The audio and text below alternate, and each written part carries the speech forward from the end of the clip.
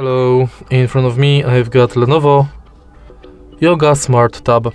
In this video I will show you how to find and manage display settings. In the beginning, let's go to settings and now enter display.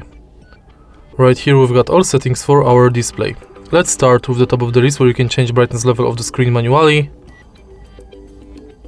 or via adaptive brightness.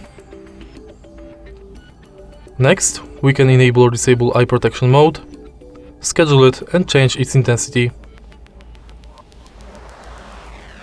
Next, we can change color mode of the screen,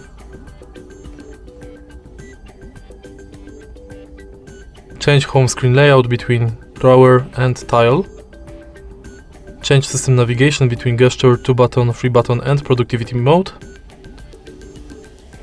enable adaptive brightness, change wallpaper, enable dark theme and also schedule it, enable or disable auto rotate screen, change font size, display size, set screensaver, manage lock screen preferences like notifications on lock screen, add users from lock screen message, show lockdown option and new notifications, tap to wake, rise to wake, and then we can change screen timeout between never and 30 minutes.